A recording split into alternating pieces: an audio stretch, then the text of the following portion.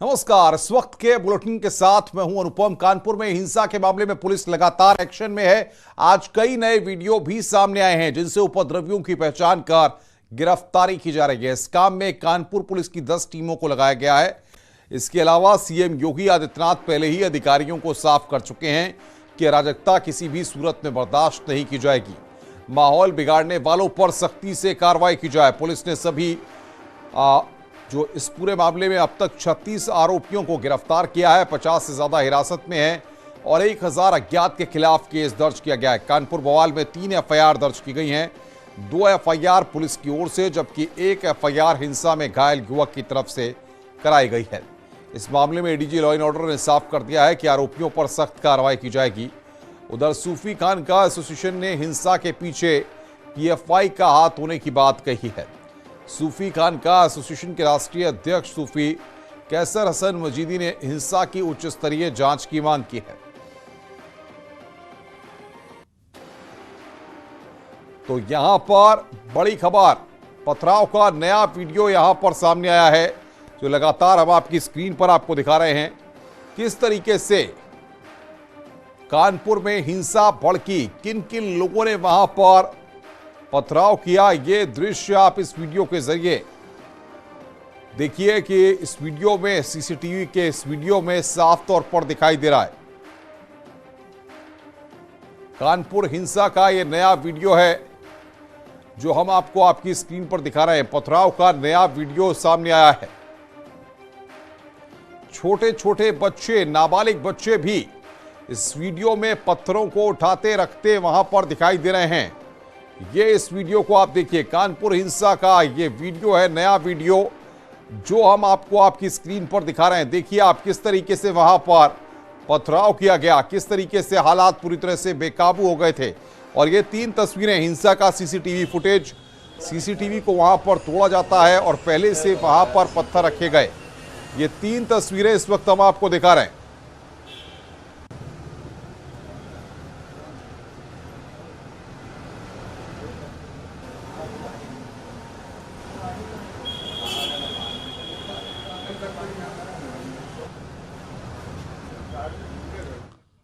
कानपुर में 2 पक्षों के बीच हुए टकराव के बाद तनाव बरकरार है। इस मामले में जहां पुलिस पूरी तरह एक्शन में काम कर रही है, वहीं सीएम योगी ने अपराधियों पर सख्त कार्रवाई के आदेश दिए हैं।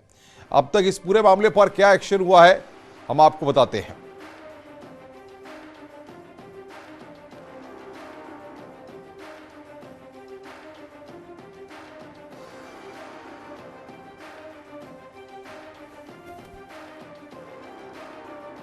तो कानपुर में हुई हिंसा के मामले में मास्टरमाइंड जफर हयात की तलाश जारी है। साथ ही आपको बता दें कि 2 पक्षों के बीच हुए टकराव के बाद तनाव बना हुआ है। पुलिस पूरी तरह एक्शन में काम कर रही है। मामले को लेकर सीएम योगी ने अधिकारियों को सख्त आदेश दिए हैं। देर रात 50 लोगों को हिरासत में लिया गया। मामले में 3 एफआईआर दर्ज की गई हैं। ये अब तक जो एक्शन हुआ है वो हम आपको बता रहे हैं। जफर हयात और उसके संगठन के लोगों पर एनएसए,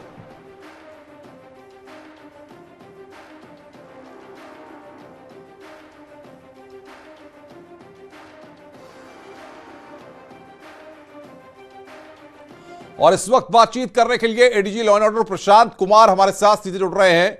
सीधे रुख करते हैं, राजीव हमारे संवाददाता वहां पर है। Rajiv, ADG law and order साहब जुड़े हुए हैं, उनसे जरा जानिए, समझिए कि अब तक इस घटना में क्या पुलिस को कामयाबी हासिल हुई है और जो आरोपी है, जो फुटेजेस सामने आए हैं, उनके आधार पर कैसे उन उपद्रवियों की तलाश की जा रही है।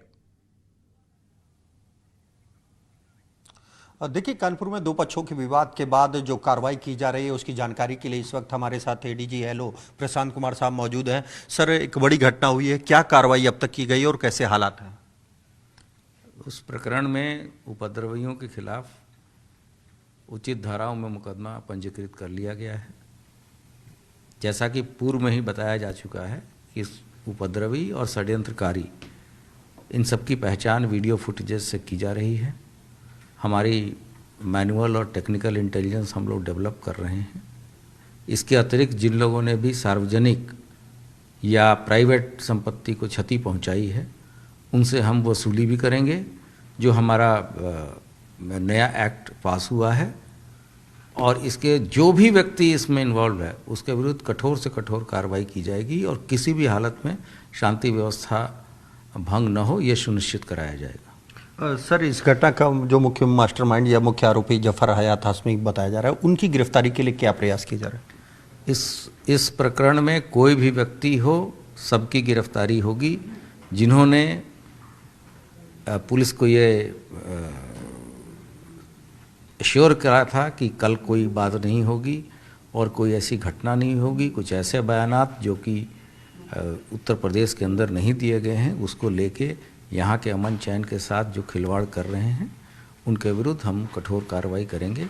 इसमें कोई व्यक्ति विशेष से कोई मतलब नहीं है, सबसे पहले से ही आगाह किया जा चुका है। वहाँ धर्म गुरुओं के साथ भी बदतमीज़ी की, इसका मतलब है कि उपद्रवों की मंशा केवल शांति व्यवस्था बिगाड़ने की थी या कोई षड्यंत्र करने की थी। तो हम सबको बेनकाब करेंगे और उन लोगों के विरुद्ध कार्रवाई। राजीव, एडीजी साहब से पूछिए, आपकी नुपुर शर्मा का नाम सामने आ रहा है, उनकी क्या भूमिका है इस पूरे मामले में, उनका क्या रोल निकल करके आ रहा है और क्या उन पर भी कोई एक्शन लिया जाएगा? दूसरा सवाल महत्वपूर्ण ये है कि जिस तरीके से कई वीडियो सामने आए हैं उसमें नाबालिग बच्चे दिखाई दे रहे हैं, तो ऐसे में क्या प्री प्लानिंग थी? देखिए, जैसा कि पहले ही एडीजी एलओ साहब ने अभी बताया कि जो ये बयान दिया गया है ये उत्तर प्रदेश के बाहर से बयान आया है, इसलिए फिलहाल इसका कोई इस घटना से वास्ता नहीं है। जो विधिक कार्रवाई है वो की जा रही है। लेकिन रही बात, जो लोग वीडियो फुटेज में सामने आए हैं उनके खिलाफ पहले उनकी शिनाख्त की जाएगी और फिर जो उचित कार्रवाई होगी वो सभी के खिलाफ होगी, जो भी उसमें रहेगा। लेकिन फिलहाल क्योंकि सर अभी मामला तनावपूर्ण स्थिति है, मौजूदा हालात क्या है वहाँ? स्थिति नियंत्रण में है, शांतिपूर्ण है। पर्याप्त बल कानपुर कमिश्नरेट को उपलब्ध है और इसके अतिरिक्त उनको हम लोगों ने 12 कंपनी, एक प्लाटून पीएसी भी दे रखी है, कुछ अधिकारी भी भेजे गए हैं, 3 एसपी स्तर के अधिकारी भेजे गए हैं और कानपुर जोन से उनको कुछ क्षेत्राधिकारी और कांस्टेबल और सब इंस्पेक्टर, इंस्पेक्टर भी। राजीव, क्या पुलिस से शुरुआती स्तर पर लापरवाही हुई? क्योंकि पोस्टर्स लगाए गए थे, वहां पर मैसेज कन्वे हो रहा था, पुलिस किसी भी चीज को ट्रेस नहीं कर पाई।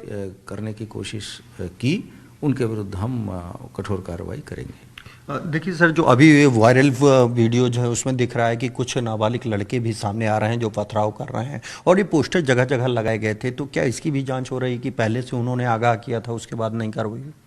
यही सोचने की बात है और कि इसके पीछे, षड्यंत्र के पीछे कौन सा शामिल है जो छोटे बच्चों को, नाबालिग बच्चों को बहका रहे हैं। तो वैसे लोगों के विरुद्ध भी हम कार्रवाई। बहुत बहुत शुक्रिया राजीव आपका, एडीजी लॉ एंड ऑर्डर साहब का हमारे साथ जुड़ने के लिए और बातचीत करने के लिए। कानपुर हिंसा को लेकर हिंदू संगठनों ने ऐलान किया है। हिंसा वाली जगह के पास हनुमान चालीसा के पाठ का ऐलान किया गया है। आज शाम 5 बजे हनुमान चालीसा का पाठ होगा।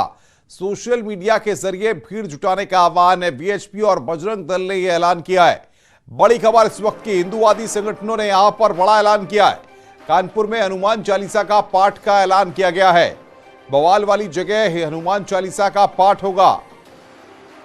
हिंदूवादी संगठनों ने यह बड़ा ऐलान किया है। कानपुर में जिस जगह पर कल बवाल हुआ था, वहां उस बवाल वाली जगह के पास हनुमान चालीसा का पाठ करने का ऐलान किया है। सोशल मीडिया के जरिए भीड़ जुटने का आह्वान किया गया है। सौरभ बातचीत करने के लिए हमारे साथ जुड़ रहे हैं। सौरभ, क्या जानकारी आपको मिल पा रही है?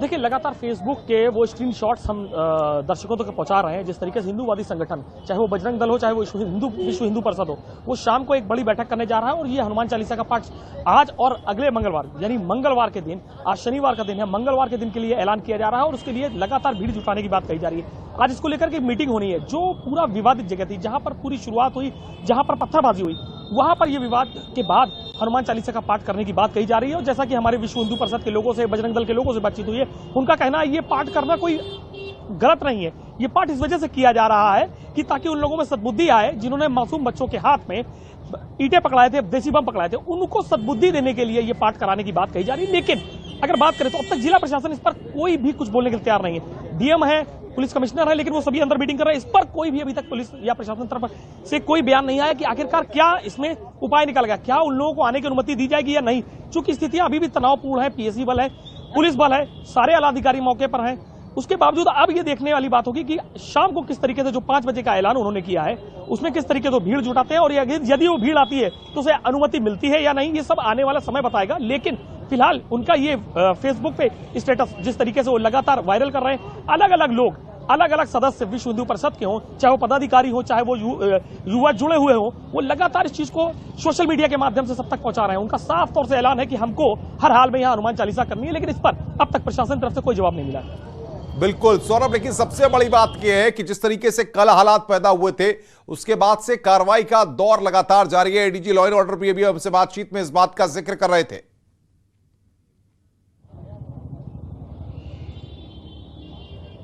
देखिए, जाहिर है कि कार्रवाई का दौर अब तेजी से बढ़ेगा, क्योंकि जो वीवीआईपी मूवमेंट था वो कानपुर से अब ये खत्म हो चुका है। यहां से जो वीवीआईपी थे वो निकल चुके हैं, यानी अब अधिकारियों के पास सिर्फ और सिर्फ एक काम है। जिस तरीके से योगी आदित्यनाथ उत्तर प्रदेश के मुख्यमंत्री ने साफ तौर से कहा है कि किसी भी उपद्रवी को पुलिस बख्शेगी नहीं, उन्होंने ये इस बात को दावे से कहा है। और अब पुलिस के पास सिर्फ एक टारगेट है कि इन सभी को चिन्हित करना, इन सभी को ट्रेस करना, और सबसे बड़ी बात यह है कि उस मास्टरमाइंड को ट्रेस करना, उस मास्टरमाइंड को अरेस्ट करना पड़ेगा जिसने मासूमों के हाथ में हाथों में किताबें होनी चाहिए तो उनको पूरे मामले को लेकर भारतीय जनता पार्टी के नेता मोहसिन रजा ने कहा है कि ये कानपुर में हिंसा पूर्व नियोजित थी। ये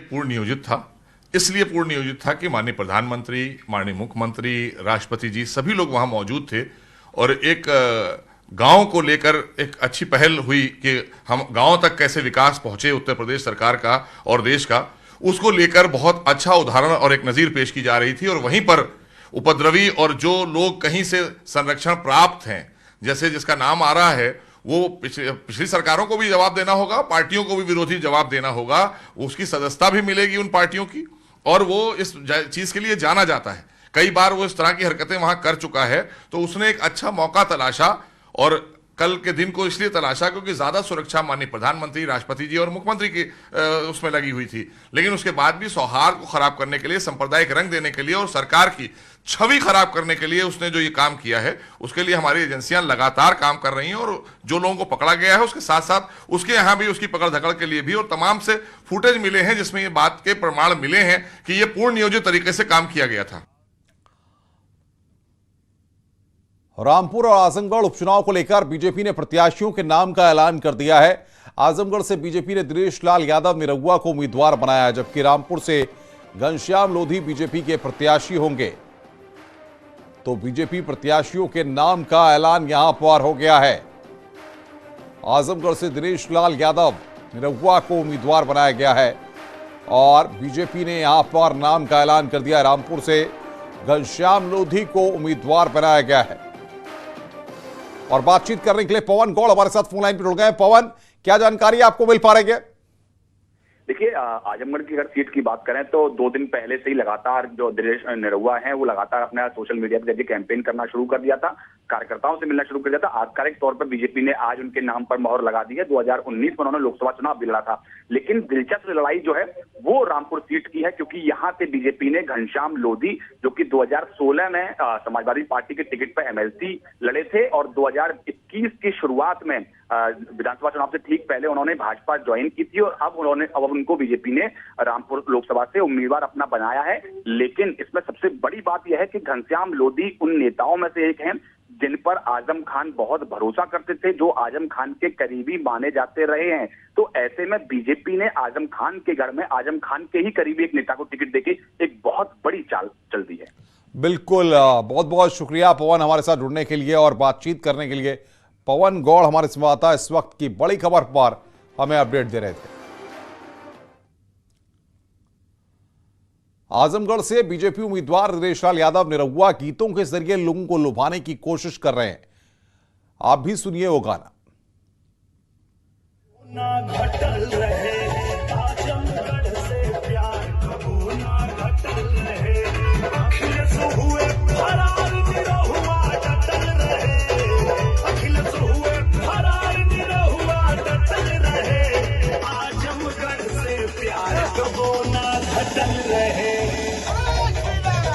आजमगढ़ से प्यार कबो ना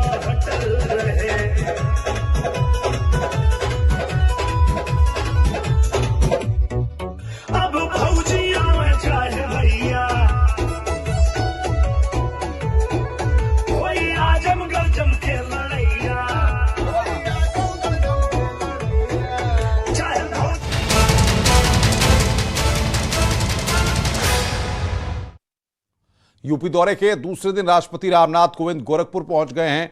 यहां पहुंचने पर सीएम योगी ने उनका स्वागत किया। राष्ट्रपति यहां पर कई कार्यक्रमों में शामिल होंगे। यहां वो गीता प्रेस की ओर से आयोजित कार्यक्रम में शामिल होंगे। इसके बाद राष्ट्रपति कोविंद आज रामगढ़ ताल जाकर लाइट एंड साउंड शो देख सकते हैं। साथ ही महामहिम यहां पर रामगढ़ ताल में बोटिंग भी कर सकते हैं। और बातचीत करने के लिए रामगोपाल द्विवेदी हमारे संवाददाता गोरखपुर से हमारे साथ सीधे जुड़े हैं। रामगोपाल, क्या अपडेट है राष्ट्रपति के कार्यक्रम को लेकर के और फिलहाल वो कहां पर हैं?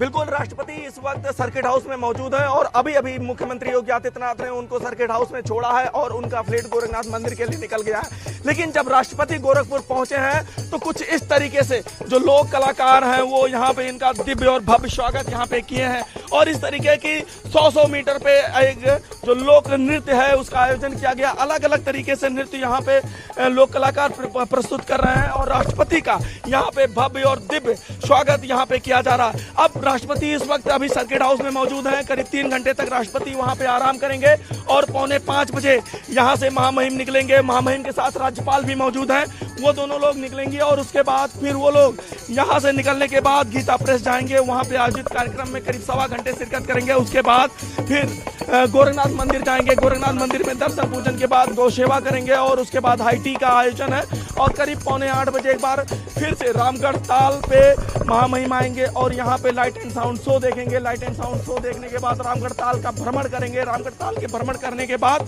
जो है बोटिंग की भी व्यवस्था की गई है। सारी व्यवस्था यहाँ पे अगर राष्ट्रपति की इच्छा होगी तो वो बोटिंग भी करेंगे। तो आप देखिए कि किस तरीके से जो यहाँ पे कलाकार हैं, ये कलाकार यहाँ पे स्वागत कर रहे हैं और राष्ट्रपति के आने के खुशी में ये ऐसे कार्यक्रम रामगढ़ ताल एरिया में हर 100 मीटर पे आयोजित किया गया है। हर 100 मीटर पे इस तरीके का नृत्य, इस तरीके का कार्यक्रम यहाँ पे चल रहा है। तो राष्ट्रपति जी का स्वागत हो रहा है। हाँ। राष्ट्रपति जी के स्वागत। हाँ। ये कौन सा डांस है? लोक नृत्य डांस। लोक नृत्य है, इसको क्या कहते हैं? यूपी। बिल्कुल रामगोपाल, बहुत बहुत शुक्रिया आपका ये तस्वीरें हम तक पहुंचाने के लिए और कलाकारों से वहां पर रामगोपाल बातचीत कर रहे थे। इससे पहले राष्ट्रपति कानपुर में merchant chamber of Uttar Pradesh के कार्यक्रम में शामिल हुए।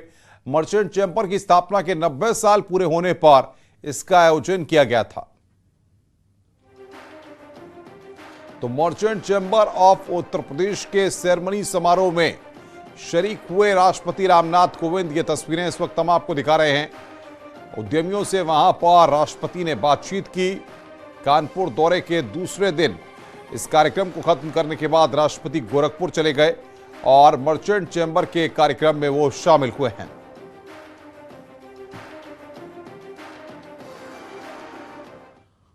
Merchant chamber of Uttar Pradesh के सेरेमनी समारोह में राष्ट्रपति ने शहर के उद्योगपतियों से बातचीत की। उन्होंने उद्यमियों से कानपुर और प्रदेश के विकास के लिए आगे आने की अपील की। राष्ट्रपति कोविंद से मिलने वाले उद्योगपतियों का कहना है कि उन्हें राष्ट्रपति से मिलकर काफी गर्व महसूस हुआ। महामहिम राष्ट्रपति जी का हम सब लोगों को मार्गदर्शन और आशीर्वाद प्राप्त हुआ। सौभाग्य की बात है वो कानपुर से हैं और उनकी उपस्थिति से हम सब प्रफुल्लित हो जाते हैं। उनके स्वभाव, उनके व्यवहार, उनके अपनापन, उनमें जो वार्मथ है अपनेपन की, उसकी जितनी भी प्रशंसा की जाए कम है। आज उनके द्वारा जो मार्गदर्शन प्राप्त हुआ मर्चेंट चैंबर के माध्यम से निश्चित रूप से वो हमारे जीवन में एक पाथेय के रूप में काम करेगा। खबरें और भी हैं, फिलहाल एक ब्रेक के लिए। ब्रेक के बाद जल्द हाजिर होते हैं।